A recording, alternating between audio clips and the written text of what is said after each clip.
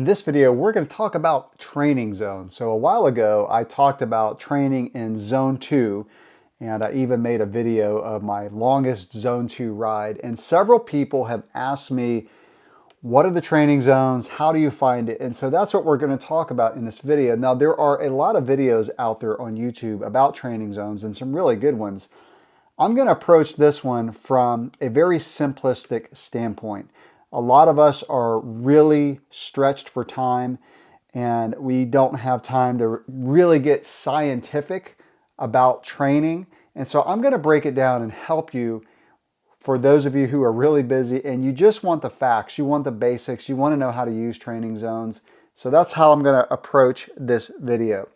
So there are different training zone models. There's a 3-zone model, a 5, and then the 7-zone model is the most popular. That's the one we're going to talk about in this video. I think most of us out there as cyclists are going to enjoy cycling more when we're more fit. Training isn't just for people who do races or events. In the same way, there are millions of people who go to a gym and lift weights, and they'll never do a bodybuilding competition. They're doing it to improve their health and improve their life. And if you can get focused on your cycling training at times, you don't have to do it like all the time, but if you have some specific times where you get focused on training, you're just going to enjoy the sport more. And so that's why training zones are good for you to know, because you don't want to just go out there and just push hard all the time, or you don't want to just go ride easy all the time. You want to mix it up, and that's going to make you a better rider. So how do you find your training zones?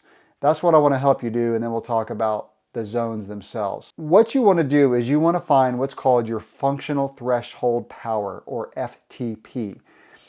What that means is that is generally the power that you can put into the pedals that you can hold for an hour. That's your functional threshold power, and there are different ways for you to find it. One way is you can literally go out and do a 1-hour time trial and record your average power for that time trial. Most people don't do that because it's miserable. I've never done that. 2 more popular ways of finding it are the 20-minute method, and that's what I use. So what you do is you basically go ride as hard as you can for 20 minutes, record your average power or heart rate. We're going to talk about power and heart rate in this video. And then you record that, multiply it times 0.95. Okay, so you got to multiply times 0.95 if you're using the 20-minute method, because you're not doing the full hour. That's your functional threshold power or heart rate, okay? The other way that you can do it, a lot of devices do what's called a ramp method, and you basically do what the device says. A Garmin does it, and it'll say go hard, for this period of time, go this power or this heart rate, and it ramps it up, and it's less painful than doing a 20-minute all-out effort. Even a 20-minute all-out effort, it's hard to do. So the ramp method is pretty good. I've done it a couple times, and the last time I did it was a few years ago, and for whatever reason, at the end of the thing, my Garmin didn't save it right, and I wasted that whole time. So now I just go out, I do the 20 minutes, and I do it a couple times a year. It's hard, but I mean, it's a good workout. Now, once you have that functional threshold power, then you can use that to get into your training zones. And I'm going to show you the zones. I made a little spreadsheet that I'll show you, and it shows what the percentage is of your zones. Before I show that, I'm just going to kind of give an overview of kind of where you want to train and what the zones are. So Zone 1 is very easy, and I'll give you the percentages. And again, I'll show this on a spreadsheet. So Zone 1 is up to 55% of your FTP. So if your FTP was, let's say 100, then you would not go over 55 watts. When I say 100, I'm talking about watts. Okay, you can also do heart rate. And so heart rate's a little bit different, but I'll talk about why you'd want to use heart rate or power coming up here in a minute. Zone 2 is really popular today for a good reason. There's a lot of benefit that they're finding with Zone 2. So Zone 2 is, if you're using power, it's 56% to 75% of whatever that FTP number that you found. That's your Zone 2. Zone 3 is, and by the way, Zone 2 is called endurance. Zone 3 is called tempo. Zone 3 tempo is 76% to 90% of your FTP number. Zone 2, you can hold pretty much all day. Zone 3 tempo is pretty hard, but it's not as hard as your FTP. So Zone 3 is, you can hold it for 20 to 60 minutes. Some people do like a 90-minute Zone 3 workout. That's pretty hard. But you could, like in a race situation, you could hold Zone 3 for a couple hours. Okay, like when you do an endurance mountain bike race, for example, you're going to be in Zone 3 for most of the time because by definition, Zone 4 is too hard for you to hold for 2 hours. By definition, Zone 4 you hold for about an hour. And by the way, Zone 4 is that magic zone where your body is building up lactic acid, but your body is able to clear most of it out. It's kind of building up, but you haven't gotten to where it just ramps up and then you just have to stop riding hard. Zone 4 is referred to as the lactic threshold zone, and that is 91% to 105% of that FTP number that you found. Let's talk about Zone 5. Zone 5 is what's called the VO2 max zone, and that is 106% to 120% of your FTP number. Zone 5 you can hold in theory for 3 to 8 minutes. 8, it's pushing it, but you can't, about 8 to 10 minutes and you're done. Zone 6 is your anaerobic capacity, and that is something that you can hold for 30 seconds to 3 minutes. And then Zone 7 is basically a sprint. That's called the neuromuscular zone, and that's between 1 second to 30 seconds, and it's basically just an all-out sprint. So let's talk about, before I show you the spreadsheet, polarized training. So polarized training means some days you're going easier, like Zone 2, some days you're going harder. Most people recommend that you don't do more than 20% of your riding in like a high zone, like Zone 4 or Zone 5. So 80% of your riding would be Zone 2. Now what they're finding, and this is what I've learned this year, and I think it's pretty interesting. You would think that your body learns to clear lactic acid out of your muscles in Zone 4 and 5. It's actually Zone 2 that does a lot of it. Now obviously Zone 4 or 5 training has a lot of benefit. The benefit of Zone 2 is you're teaching your body to constantly clear lactic acid out as you ride, because it's a long ride and it builds a base so that when you ride harder, you can clear lactic acid out better. Let me show you this spreadsheet and then we'll talk a little bit more about training. The zones are in column B. Column A is basically how long I would do an interval for that particular training zone. So for example, Zone 4, I wouldn't go more than 30 minutes, and typically I don't go more than like 15 minutes for a Zone 4 interval. It's just too boring for me. I'd rather be on the mountain bike pushing up a climb or doing a time trial, but we'll get into that. All right, so what you do in the spreadsheet is, let's say for example, you went out and did an average of 250 watts for 20 minutes. You take that 250, multiply it times 0.95, and you get 237.5. So we'll round it up to 238.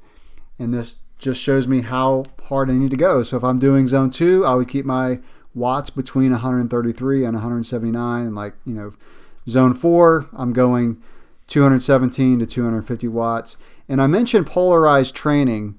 So if you're doing polarized training, you're doing about 80% of your riding in Zone 2, and then the other 20% is either going to be Zone 4 or Zone 5. Zone 4 is kind of the place where you want to be for a lot of it, because that's just really going to help you ride fast and ride hard.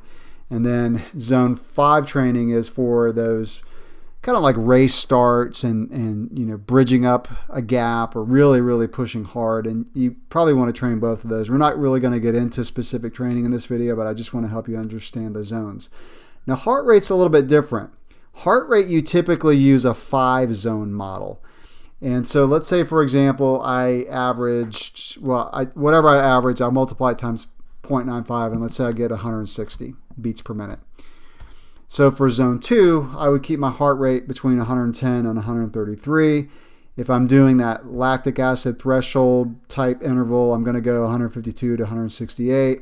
And if I'm doing zone 5, it's 170 to 192 beats per minute. For heart rate, anything like above zone 5 is basically a sprint. Okay, so that's why most, even like the Apple Watch, I think is like a 5 zone. And most of the models that go by heart rate, you're using this 5 zone model, but for power, you're using this 7 zone model. So let's talk about heart rate monitor versus a power meter, because heart rate monitors are a lot cheaper. A lot of you have Apple Watches out there or some kind of fitness watch where you can measure your heart rate. The advantage of doing heart rate is the fact that, like I said, it's just a cheaper device. Power is generally the more accurate one because heart rate can fluctuate based on your hydration levels, based on your fatigue. I did heart rate monitor for years before I had a power meter. Now, I love using a power meter, but you can definitely train with a heart rate monitor and get the benefits of zone training. And I'll mention that if you're doing like zone 4 or zone 5 training, you pretty much do it in blocks. For example, you may do 2 10-minute intervals at zone 4, or you may do 3 5-minute intervals or 3 3-minute intervals in zone 5. Whereas zone 2, you just go and you just hold zone 2 as long as you can. So I told you I was going to keep this pretty simple. So a normal schedule would be like, let's say you ride Tuesday, Thursday, Saturday, or Tuesday, Thursday, Saturday, Sunday. You can do your hard riding zone 2 or zone 4 or zone 5 on Tuesday and Thursday, and then do your zone 2 the other days. And another way that you can do this is you can, like if you have a couple hours to ride, you can do like a zone 2 ride for an hour to hour and a half, and then do like some zone 5 stuff at the end. And that way you get the benefits of training both zones, which is really good if you're really crunched for time during your week. Polarized training is pretty simple in the fact that you're either going zone 2 or you're going zone 4 or 5. I also want to mention that you don't want to do hard training like all year round. Take some time during the year to just go out and ride. Don't even worry about your zones. Now, I kind of would recommend though doing focused zone 2 throughout the year, because there's so many health benefits about zone 2. And the reason I say don't do zone 4, zone 5 all year round, one is you may get overtrained, especially if you work full time and you just don't have a lot of recovery time. You can get overtrained. But the other thing is just mentally exhausting to do that like all year round. Trust me, I've gotten burnt out on doing hard zone training. So you kind of ramp up, and I'm not going to get into periodization, all that, ramping up for specific events. That I may do for another video, but the point is you don't need to do hard training all year round. Give yourself a break, just go out and ride for fun. Zone training, like I said at the beginning of the video, can benefit all of us who ride bicycles. Just like you wouldn't go to the gym and just grab any old weight and do whatever reps, you would kind of have a bit of structure to it. Structuring your training is going to make you a better rider. Whether you race or do events, or you just go out and ride for fun. If you like descending, you got to get to the top. Unless you ride an e-bike, you got to push hard to get up to the top. And zone training is going to help you enjoy that kind of riding more. So the bottom line is zone training can benefit all of us as riders. So hopefully I've taken a little bit of the mystery out of what zones are and how to find it. Just like I said, keep it simple. Get a schedule going. Use some of the tips that I made, and just incorporate it into your cycling, and you're going to become a better rider and enjoy the sport more. That's going to wrap it up for this video. If you have any questions or comments, drop those below. Thanks for watching.